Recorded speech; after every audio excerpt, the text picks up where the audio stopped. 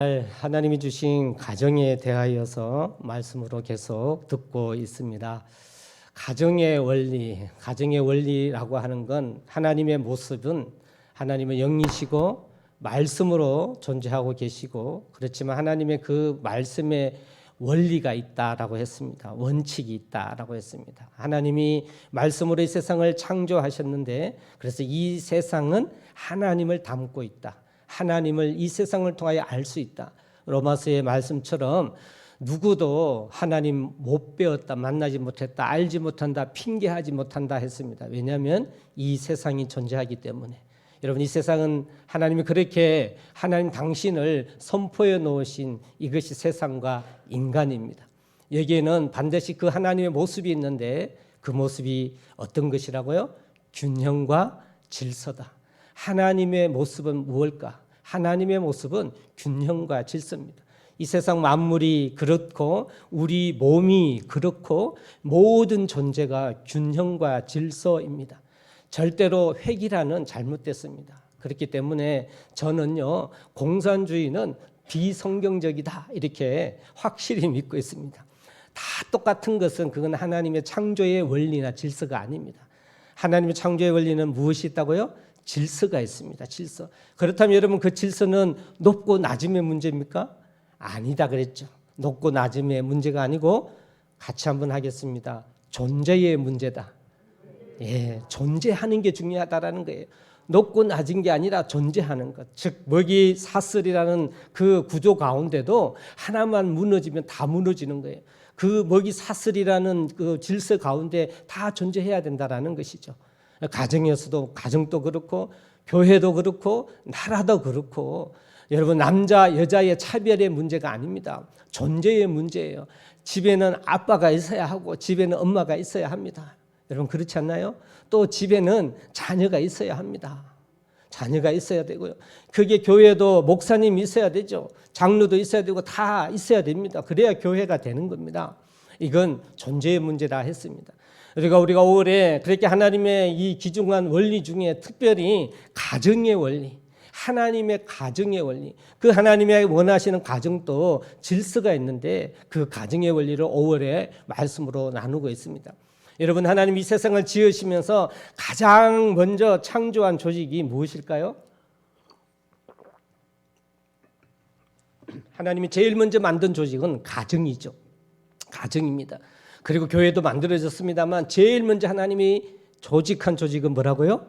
가정이라는 겁니다. 여러분, 그 가정 중에도 구성원이 있지 않습니까? 부부관계, 부모 자식관계, 형제관계라는 구성이 있습니다만 그 가정 중에도 제일 우선이 뭘까요? 부부라는 겁니다. 부부. 그걸 우리가 지난주에 나누었습니다. 부부, 하나님이 아담을 창조하신 후에 하와를 만들어서 부부라는 조직을 제일 먼저 했습니다. 그래서 여러분, 그 가정에서도 우선의 강조나 질서를 이야기한다면 우선되어야 되는 관계는 부부 관계입니다. 여러분, 믿으시죠? 그걸 우리가 지난주에 나누었습니다. 부부 관계가 건강해야 자식들도 평안해요. 그 관계가 질서가 지난 나눴습니다만 우리가 부부관계 우선하자 그랬죠. 이걸 우리도 모르게 이 질서를 자꾸 무너뜨립니다. 사소하지만 이슬비에 속옷 젖듯이 자꾸 무너뜨립니다. 이것이 어떤 거냐면요, 부부가 관심이 각 서로의 부부에게 있어야 되는데 그 관심이 어디로 흘러갑니까? 자녀에게. 여러분, 이건 질서가 흐트러지는 거예요. 이게 질서가 흐트러지는 거예요. 부부관계가 우선돼야 자녀들도 건강한 겁니다. 여러분, 엄마 아빠가 막 알콩달콩 사랑해야 아이고 닭살이네 이러더라도 자녀들은 안정감을 느끼는 겁니다. 그래서 그 부부관계를 처음이다 라고 저희가 지난주에 말씀을 나눴죠. 여러분, 관계라고 하는 것이 이것이 사람의 삶의 모습이라는 것 제가 말씀으로 누누이 이야기합니다. 이 관계의 첫 시장은 하나님과 나와의 관계죠. 하나님과 인간의 관계가 그 관계의 처음이라 그랬죠. 그 처음의 관계고, 그 다음에 이 세상에서의 관계는 부부 관계였고요. 그리고 세 번째의 관계가 무슨 관계일까요? 부모 자식의 관계입니다. 부모 자식의 관계. 오늘 그래서 부모와 자녀의 관계, 그 관계, 하나님이 원하시는 하나님 가정의 원리를 말씀으로 나누고자 합니다. 관계라고 하는 건 주고받는 거라고 했습니다. 그래서 이 관계에서 제일 중요한 하나님의 원리, 하나님의 질서, 여러분, 관계에서의 최고의 질서는 무엇이라 했죠? 네. 잊어주셔야 제가 또 할 말이 있습니다. 예, 관계에서 제일 중요한 거 같이 한번 합시다. 내 할 일만 잘하면 된다. 예, 최고의 관계. 정말 성경적인 가정의 원리나 우리 관계에 있어서 건강한 관계를 갖기 위하여서는요, 내 할 일만 잘하면 돼요. 내게 주어진 역할만 잘하면 됩니다. 하나님과 우리의 관계는 나중에 또 기회가 되면 말씀 나누도록 하고요. 부부 관계에서도 지난 주일에 하나님 말씀해 주셨죠. 남편에게는 남편의 할 일을 주습니다. 그 일이 무엇이었죠? 아내 사랑하기를 주님이 교회를 사랑한 것 같이 목숨 다하여 사랑할 일. 이건 남편이 할 일이에요. 이건 남편이 할 일입니다. 아내가 할 일은 무엇이었습니까? 아내가 할 일은 남편에게 복종하는 거였습니다. 이거는 아내가 할 일이라 했습니다. 여러분, 건강하지 못한 부부관계는요, 어떤 데서 생기냐 하면요, 이렇게 생기는 거예요. 왜 성경이 남편에게 복종하라는데 자네는 왜 복종 안 해? 만약에 이렇게 간섭을 한다든지, 혹은 또 아내가 남편에게 성경에 분명히 아내 사랑하기를 목숨 다해서 사랑하라 그러는데 내 남편은 왜 저래? 여러분, 만약에 그런 부부가 있다면 그 부부 관계가 건강할 수 있을까요? 건강할 수 없죠. 달리 이야기하면 자기가 해야 할 일만 하면 되는데 그 권한을 넘어서 참견하니까 그 관계가 깨어져요. 그런데 우리가 정말 내 할 일만 잘하면, 나는 아내 사랑하기를 최선을 다하는 일에만 집중하고 거기에만 관심을 갖고 아내는 복종하기만 관심 갖는다면 그 부부관계는 어떠할까요?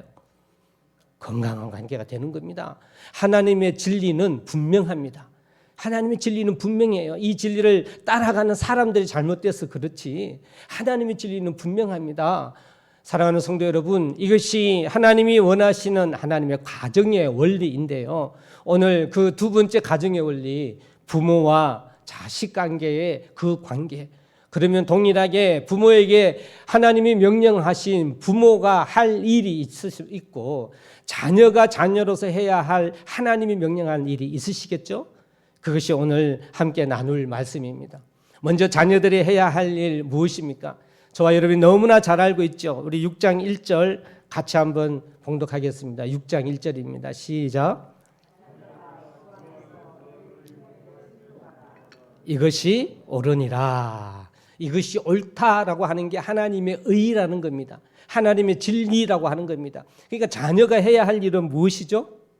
주님 안에서, 하나님 안에서 부모님에게 순종하고요. 이어지는 2절 말씀에 아버지 어머니를 공경하는 게 이게 자녀의 해야 할 일입니다. 여러분, 부모가 어떤 부모냐 조건을 따져서 내가 존경하고 공경하고 또 하지 않고 정해진다면 이건 하나님의 가정의 원리가 아닙니다. 부모가 어떤 부모였든지 간에 나는 내가 자녀이다면 자녀로서 마땅히 내가 해야 할 일은 무엇이라고요? 부모에게 순종하고 부모를 공경하는 일이 자식의 마땅한 도리입니다. 부모가 나에게 해준 게 없어. 부모가 나를 낳아줬으면 다야 키워줘야지. 이렇게 생각해서 그 부모를 업신여긴다면 이건 자녀로서의 도리가 아닌 것입니다. 여러분, 저도 아직도 자녀된 입장이죠. 또 뭐 일찍이 또 부모님을 여의셔서 이제는 그렇게 하고 싶어도 할 수 없는 여기 성도들도 있을 수도 있습니다. 여러분, 부모를 공경할 수 있는 것이 그것이 나에게 주어진 최고의 복임을 믿으시기를 바랍니다. 왜냐하면 그 길을 통하여 하나님께서 말씀하시기를 이로써 너가 잘되고, 할렐루야, 이로써 너가 잘되고 부모를 공경하고 부모에게 순종함으로 인하여서 그것 때문에 내가 잘된다고 말씀해 주셨습니다. 그리고 어떻게 해요? 장수하고 오래 살고. 여러분, 이것 외에 더 큰 복이 어디에 있습니까? 하나님이 약속해 주신 것 중에 내가 잘되고 내가 장수하려면 우리는 하나님이 명령해 주신 자녀로서의 삶을 감당하면 됩니다. 아직 기회가 있으신 성도 여러분, 이것이 하나님이 주신 명령입니다. 내가 해야 할, 자녀된 자로서 해야 할 일입니다. 여러분, 조건 따지지 마시고, 보험 선전 아무것도 따지지 않고 선전 있잖아요. 정말 아무것도 따지지 마시고 이것이 하나님의 명령이며 이것이 원리이기 때문에 자녀된 여러분이라면 하나님의 이 질서, 하나님의 모습인 이 원리대로 부모에게 순종하고 공경할 수 있는 여러분 되기를 주의 이름으로 간절히 축원합니다. 출애굽기 20장 12절 말씀에도 내 부모를 공경하라. 그리하면 내 하나님 여호와가 내게 준 땅에서 내 생명이 길리라. 에베소서뿐만 아니라 분명히 구약에도 출애굽기 20장에 율법으로 선포해 놓고 계시고요.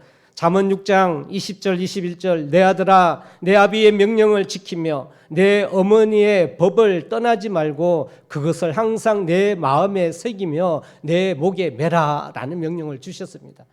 이것이 하나님의 질서입니다.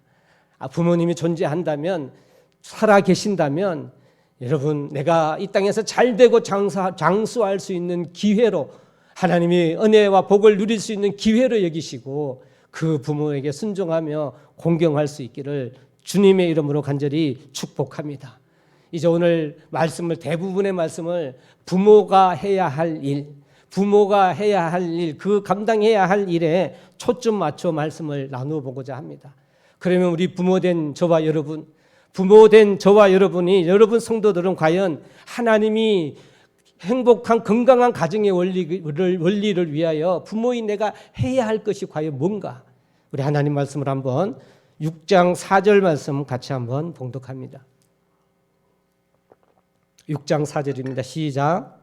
또 아비들아 너희 자녀를 노엽게 하지 말고 오직 주의 교양과 훈계로 양육하라. 부모할 일을 하나님이 분명히 명시해 두셨습니다. 두 가지입니다. 두 가지죠. 첫 번째 방법이 뭡니까? 자녀를 노엽게 하지 말라입니다. 두 번째 방법은요, 오직 주의 교훈과 훈계로 양육하라. 이게 부모가 해야 할 믿음의 사람이라면, 내가 하나님의 자녀라면 다른 자식의 조건이나 자식의 어떤 모양을 바라거나 자식에게 기대를 하는 것이 아니라 부모가 부모로서 해야 될 일은 딱 두 가지입니다. 자녀를 노엽게 하지 말고 오직 주의 교훈과 훈계로 양육하라입니다. 저와 여러분이 이 일 위하여 부모된 그리스도인의 하나님의 가정의 원리를 지켜나가기를 진심으로 소망합니다. 여러분, 자녀를 노엽게 하지 말라라고 하는 말씀은 무엇일까요? 자녀를 노엽게 하지 말라, 자녀를 화내게 하지 말라라는 것이죠. 여러분, 자녀를 쉽게 화내게 만드는 방법 알려드릴까요? 금방 화내게 하는 방법이 있어요. 뭔지 압니까? 비교하면요, 자식 금방 화내요. 누구 집에는 이렇던데 누구 집에는 이렇던데 이러면 듣고 있는 자녀는 금방 화나요. 여러분 그렇죠? 비교하는 거나 혹은요, 그 자녀가 내 것이냐 생각해서 내 마음대로 하려고 할 때 자녀가 가지고 있는 인격이 무너지게 될 때 그때 자녀가 화가 나요. 여러분, 하나님이 동등하게 내 자녀에게도 하나님이 영이 함께 하시며 하나님의 형상으로 창조한 하나님이 주신 선물임을 믿습니다. 그러니 그 말을 들어주고 그 생각을 들어주고 그들의 생각이 어떤 건가 같이 대화하고 그 대화가 필요한데 전혀 자녀의 생각과 입장은 고려하지 않고 나의 것만 전달하면, 내 것만 강조하고 전달하면요, 자식은 점점 마음의 문을 닫습니다. 대화가 단절돼요. 엄마 아빠하고는 말이 안 통해. 왜냐하면 말만 하면 부모가 강요만 하니까요. 내 말은 안 들어주니까요. 여러분, 자녀를 노엽게 하지 않는 건 정말 어려운 일이에요. 기술이 필요합니다. 하지만 또 굉장히 단순하면서 쉬운 말씀입니다. 내가 이렇게 함으로 내 아이가 화가 날까 안 날까? 여러분, 이 생각만 한번 딱 하면 자녀를 노엽게 하지 않을 수 있습니다. 내가 그 생각을 하지 않고 내 생각만 이야기하니 자녀가 화나게 되어 있는 것이죠. 이게 매번 많아지면 우리는 이걸 잔소리라고 이야기해요. 그래서 이 잔소리는 참 힘들게 합니다. 잔소리 안 들으려고 하죠. 누가 엄마 아빠의 잔소리 듣기를 좋아하는 자녀가 누가 있겠습니까? 잔소리를 하기보다 자녀의 말을 들어주시기를 바랍니다. 이야기를 들어주면요, 화 안 내요. 자기 이야기 다 할 수 있고 반응해주고 인정해주니까요. 사랑하는 성도 여러분, 노엽게 하지 않는 것이, 그것이 중요한 부모가 해야 할 일인데, 이 말씀 명심하고 여러분의 삶에 자녀를 대할 때 꼭 적용해 보시기를 소망합니다. 내가 이렇게 말하면 내 자녀가 화를 낼까 안 낼까, 기분이 좋을까 안 좋을까, 여러분 그것 하나만 딱 생각하시면 자녀를 노엽게 하지 말라라는 하나님의 말씀 우리가 순종하고 감당할 수 있습니다. 중요한 오늘 또 부모가 해야 할 중요한 우리 가르치심은 무엇이냐면 오직 주의 교훈과 훈계로만 양육해라. 훈계해야죠. 양육해야죠. 그런데 우리가 가르치고 훈계하고 양육하는데 사람 즉 엄마 아빠의 생각으로 가르치게 되면요. 여러분 부모는요. 어릴 적에는 엄마 아빠가 최고인 줄 알아요. 엄마 아빠가 정말 똑똑하고 뛰어나고 전부인 줄 압니다. 그런데 아이도 점점점 지성이 자라갈 거 아니에요. 많이 배우고 알아갈 거 아니에요. 그러면 제일 먼저 엄마를 무시하기 시작합니다. 아이들은요. 자기가 듣고 배운 게 있다 보니 엄마가 이렇네 하고 무시하기 시작하고 그 다음에 아빠를 무시하는 시기가 옵니다. 예, 안 그럴 것 같죠? 다 오더라고요. 무시하는 시기가 옵니다. 그러면 그건 왜 그럴까요? 왜 완전하지 않기 때문에 부모가. 저도 완전하지 않기 때문에 내 생각과 내 방법으로 아이들에게 이야기하면 아빠나 잘해 이렇게 되는 거예요. 여러분 그렇지 않나요? 내 방법, 내 생각으로 이야기하면 말이 먹히지 않습니다, 여러분. 그러니 오늘 주님이 명령하신 주의 방법은 그 앞에 어떻게 뭐라고요? 주의 교훈, 주의 훈계로. 내 교훈, 내 훈계가 아니라 내 말이 아니라 하나님의 방법을 제시하고 하나님의 방법 안에 얘야 이건 잘못되었어. 하나님의 말씀은 이래. 우리가 이러면 안 돼. 라는 양육과 훈계가 필요하다라고 하는 사실입니다. 여러분 저와 이게 너무나 간단한 하나님의 가정의 원리지만 저희가 이거 잘 실천 못해요. 그렇죠? 저도 그렇거든요. 막상 가정에서 아이를 양육하다 보면 늘 내 생각, 내 방법을 이야기하지. 내가 했던 것으로 가르치고 이야기하지 하나님의 말씀과 하나님의 훈계, 하나님의 방법으로 이야기하지 않잖아요. 여러분 그러면 무엇이 하나님의 교훈과 하나님의 훈계로 양육하는 걸까요? 그것이 무엇일까요? 말 그대로 주의 말씀이 전달돼야 돼요. 주의 말씀이 가르쳐져야 됩니다. 다른 거는 내가 완벽하지 못하기 때문에 어떻게 양육하지 않겠지만 하나님의 말씀에서는 양보가 없어야 돼요. 하나님의 질서와 방법에서는 양보가 없이 가르쳐져야 됩니다. 여러분 이것 무너지면 다 무너져요. 왜냐? 우리가 무엇으로 아이들을 양육하겠어요? 내 경험, 내 지식, 내가 가지고 있는 물질로요 자녀를 잡을 수 있을까요? 아니요. 내가 하는 내 삶의 어떤 모본으로 잡을 수 있을까요? 절대 못합니다. 우리는 완벽하지 못하기 때문에 그래요. 그럼 내가 하나님을 믿는다면 하나님의 교훈으로 양육해야 돼요. 하나님의 교훈은 포기하지 않으셔야 돼요. 하나님의 교훈은요 절대로 타협하지 말아야 됩니다. 이것이 부모가 해야 할 중요한 신앙의 교육이며 자녀의 교육입니다. 그래서 그걸 삶으로 보여주고 실질적인 그 주의 말씀을 가르쳐줘서 얘야 하나님의 말씀은 이러하다. 하나님이 이렇게 명령했는데 우리가 이건 지켜야 되지 않겠니? 라고 그러지 못할 때는 분명하게 전달하며 양육해야 된다라는 것입니다. 성경이 그걸 말씀하고 계셔요. 다른 데서 예화를 찾기보다 성경에서 저는 예화를 찾기를 원합니다. 오늘 저희가 이제 새벽마다 지금 사무엘상 말씀을 묵상하고 있습니다. 그 사무엘상 말씀의 1장에서 4장까지 보면 엘리 제사장이 나오죠. 엘리 제사장은 이때 마지막 사사이기도 하고 아론부터 이어서 대대로 물려받은 대제사장이 엘리입니다. 그리고 그 엘리의 아들들인 흠니와 비느하스가 그 아버지의 제사장을 위임받아서 제사장 역할을 감당하며 대대로 물려받아야 될 것이 제사장의 사명입니다. 여러분 그런데 그 엘리의 제사장의 그 사명이 엘리와 그 아들들에 대해서 어떻게 해요? 끊어지죠. 끊어집니다. 누구에게 넘어갑니까? 사무엘에게 넘어가잖아요. 한나가 하나님 앞에 기도해서 서원 기도를 해서 나시린으로 받은 아들 사무엘을 어릴 적부터 하나님의 방법으로 성전에 보내잖아요. 그래서 그 성전에서 청소하고 그렇게 뭐 제사장의 역할은 아닙니다. 성전을 섬기는 일만 감당했어요. 사무엘이 그 일만 감당하는 하나님의 일을 감당했죠. 여러분 근데 그 시기에 어떤 일이 벌어집니까? 참 안타까운 이야기입니다만 우리 사무엘상 한번 찾아가 보겠습니다. 사무엘상 구약 성경 사무엘상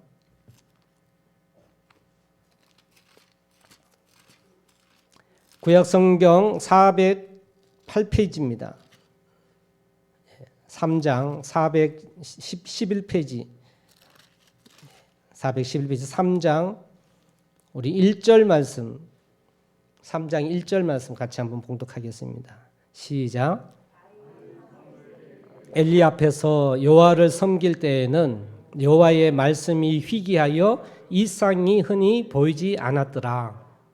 아이 사무엘이라 합니다. 몇 살이 됐는지는 정확하게 알 수 없습니다만 이때 이미 하나님의 음성이 끊어졌어요. 하나님의 지시가 끊어졌습니다. 엘리에게는 더 이상 그 말씀이 없었습니다. 말씀이 희귀했다라고 이야기합니다. 그 이유는 뭘까요? 엘리의 잘못과 엘리의 아들인 흠니 비느하스 제사장의 잘못 때문에 그러하죠. 여러분, 흠니와 비느하스의 죄악은 우리가 잘 알고 있습니다. 사무엘상 2장에 12절에서 17절에 나와가 있죠.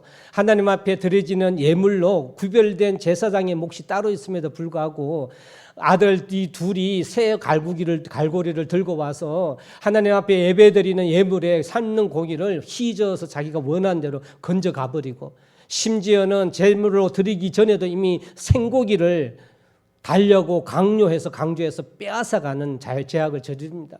그거보다 더 큰 잘못은 2장 22절 이하에 나온 거 보면 거기에 흠니와 비느하스가요, 성전에 수종드는 여인과 동침하는 성적인 죄악까지 저지릅니다. 이런 죄악을 저지르는데, 그렇다면 이 죄악 속에 4장 11절에 죽임을 당한다라는 하나님의 말씀을 이야기해 주셨는데, 여러분, 이러한 아들들을 향한 엘리의 입장이 어떠했냐 이겁니다. 여러분, 엘리가 야단을 치지 않았을까요? 야단 치기는 했습니다. 여러분, 엘리가 뭐라고 야단을 쳤냐면요, 우리 2장 23절 한번 읽어보겠습니다. 2장 23절입니다. 2장 23절 같이 한번 읽어보겠습니다. 시작. 그들에게 이르되 너희가 어찌하여 이런 일을 하느냐? 내가 너희의 악행을 이 모든 백성에서 듣노라. 이게 잘못됐으면 하나님의 교훈과 하나님의 말씀으로 양육하려면 불러다가 따끔하게 야단을 쳐야 되잖아요. 근데 엘리는 그러지 못했어요. 그냥 내가 소문으로 들으니 너희가 이런 잘못을 하네, 내가 소문으로 이렇게 들었다라고 이러한 입장으로 엘리가 야단을 칩니다. 그러면서 내 아들들아 그리하지 말라라고, 들리는 소문이 좋지 아니하니라 이렇게 이야기합니다. 말씀으로 분명하게 전달해야 되는데 사람 보기에 창피하니 엘리는 그런 입장으로 자녀들에게 이야기를 하는 거예요. 이렇게 이야기하니 이들이 듣기가 만무하지요. 25절 말씀을 우리 같이 한번 읽어봅니다. 25절입니다. 시작. 사람에게 범죄하면 하나님이 심판하시려니와 만일 사람이 여호와께 범죄하면 누가 그를 위하여 강구하겠느냐 하되 그들이 자기 아버지의 말을 듣지 아니하였으니 했습니다. 여러분, 왜 듣지 않았을까요? 분명하게 엘리가 하나님의 입장에서, 야, 제사장이 하나님의 사람들 이건 너희 잘못이야, 너희가 당장 이 일을 관둬, 회개하지 않으면 이 일 하지 마 하고 분명하게 야단을 치고 아들들로 하여금 돌아오게끔 만들어야 되는데, 그렇게 하지 않고 소문이 이상하니 그러지 마라 이렇게 이야기하니 인간의 생각과 방법으로 야단치니 이 두 아들이 들을 리가 있겠습니까? 그랬더니 엘리의 말을 듣지 않았다라는 것입니다. 여러분, 시간이 흘러서 오늘 3장 1절 저희가 읽었습니다만, 이 사무엘이 여호와를 섬길 때, 엘리 앞에서 섬길 때 여호와의 말씀 희귀했는데, 이제 하나님이 사무엘을 세우시려고 작정하고 사무엘에게 나타나잖아요. 사무엘을 부르는 장면이 3장 2절 이하에 나오죠. 3번, 4번씩 부르죠. 근데 이 사무엘은 한 번도 하나님 말씀을 들은 적이 없으니 엘리가 부르는 줄 알고 쫓아가서 저를 부르셨습니까? 그러니까 아니, 안 불렀어. 3번이나 그러니까 나중에는 엘리가 4번째 아마 하나님이 부르는 것 같으니까 한 번만 더 부르면 말씀하십시오, 주의 종이 듣겠습니다라고 해라고 하죠. 그랬더니 정말 또 다시 하나님이 부르셨죠. 주의 종이 듣겠습니다라고 하니 하나님이 사무엘에게 말씀하십니다. 하나님이 사무엘에게 하시는 말씀인데 다른 말씀이 아니고 엘리에 대한 이야기를 합니다. 엘리와 그 자손이 잘못했기에 대를 끊고 너를 사용하겠다라는 말씀을 하시죠. 그런 엘리를 향한 하나님이 사무엘에게 하신 말씀이 있는데요, 우리 3장 13절 한번 읽어봅니다. 3장 13절입니다. 같이 한번 읽어보겠습니다. 시작. 내가 그의 집을 영원토록 심판하겠다고 그에게 말한 것은 그가 아는 죄악 때문이니 이는 그가 자기의 아들들이 저주를 자청하되 금하지 아니하였음이니라. 하나님이 분명히 이 마음을 표시하잖아요. 엘리가 자기 아들들의 잘못을 자청하고 있는데 엘리가 금하지 못했다라는 거예요. 이걸 하나님이 알고 계셨고, 이것은 엘리가 하나님의 교양, 하나님의 훈계로 하지 않았다라는 것이 성경에 선포된 것이죠. 여러분, 오늘 주일에 매일 성경 본문 말씀 아닙니까? 어떤 일이 벌어졌습니까? 블레셋과 전쟁이 생겼는데, 블레셋과 전쟁을 치르다가 처음에 4,000명이 죽어요. 그러니까 이 이스라엘 백성들이 야, 언약궤가 없어서 우리가 전쟁에 졌어. 지금 실로에 가서 언약궤만 가지고 오면 우리가 이길 수 있어 라고 해서 가서 실로에 가서 언약궤를 가지고 옵니다. 근데 그 언약궤를 가지고 올 때 앞장서고 아주 기세 등등하게 나온 사람이 흠니와 비느하스죠. 이 언약궤를 갖고 와서 전쟁을 쳤어요. 전쟁을 쳤는데 제가 언약궤가 왔으면 이겨야 하잖아요. 우리가 언약궤가 있으면 이기겠다고 하는 것이 신앙이, 믿음이 좋은 것처럼 보이잖아요. 근데 여러분, 어떤 결과가 나왔습니까? 4만 명이 죽었단 말이에요. 하나님의 언약궤가 있음에도 불구하고 4만 명이 죽었어요. 그것도 그중에 흠니와 비느하스가 죽었고요. 이 소식을 98세나 되어서 이 소식을 의자에 앉아 접하였다가 깜짝 놀라서 뒤로 넘어져서 엘리도 죽게 됩니다. 성경에 엄청난 비극이지요.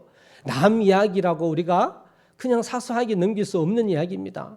하나님이 주시고자 하는 말씀을 들을 수 있는 저와 여러분 되기를 소망합니다. 하나님이 무엇을 말씀하십니까? 하나님의 원리, 하나님의 진리인 주의 훈계로 훈계하라라고 하는 것, 금할 건 금하고 아닌 건 아니라고 이야기하라고 하는 것이 하나님의 말씀이며, 이것이 부모가 해야 할 마땅한 바임을 믿으시기를 바랍니다. 사랑하는 성도 여러분, 부모된 여러분, 이제 여러분의 자녀의 양육을 한번 생각해 보십시오. 정말 여러분은 어떻게 하고 계십니까? 지금 여러분은 자녀에게 어떻게 양육하고 있습니까? 내가 지금까지 배우고 왔던, 알고 있었던 부모의 양육, 내가 바라고 원하는 것을 자녀가 되기를 바라는 그 바람, 아니면 정말 하나님 명령하신 대로 하나님의 말씀은, 하나님의 이 약속은, 하나님의 진리는 어떤 상황이 있다 할지라도 지켜야 된다며 가르치고 그 주의 훈계로 가르치고 계시는지. 사랑하는 성도 여러분, 하나님이 창조주이십니다. 하나님이 우리의 구원자이십니다. 하나님 우리의 창조자이십니다. 우리가 그걸 믿고 신앙생활을 하고 있지 않습니까? 성경에는 분명히 믿음의 가정이 어떻게 되어야 되는지, 부모와 자식의 관계를 성경은 명백히 말씀해 놓고 계십니다. 우리가 조금의 책임을 생각하고 조금의 의무를 생각한다면 사실 항상 그렇습니다. 모든 질서에서 위에 있는 질서가 책임이 더 큽니다. 교회에서는 목사가 책임이 더 커요.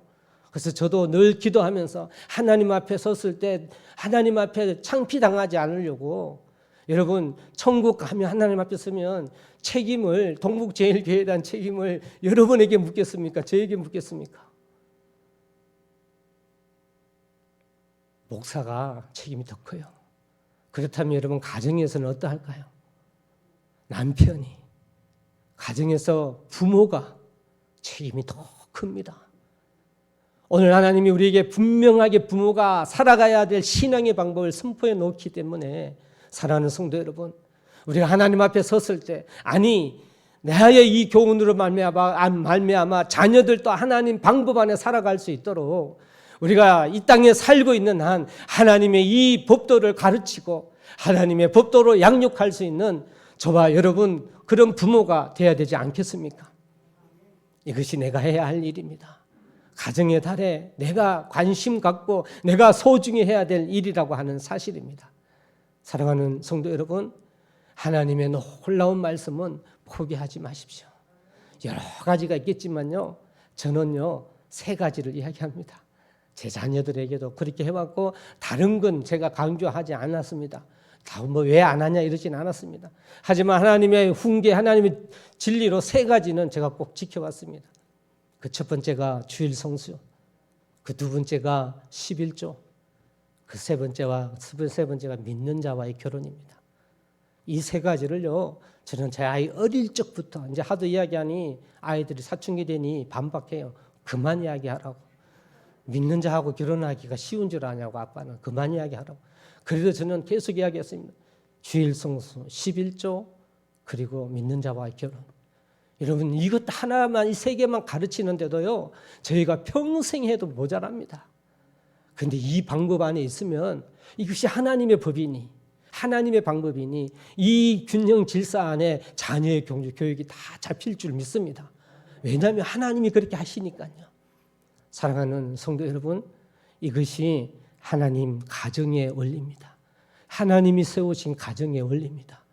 그런 부부관계, 그런 부모-자식 관계, 우리가 이 하나님 방법 안에 분명한 이 진리를 우리가 잘 받아들여서 하나님께 영광 올려드리고 그리고 가정이, 삶이 형통할 수 있기를 주님의 이름으로 간절히 축원합니다.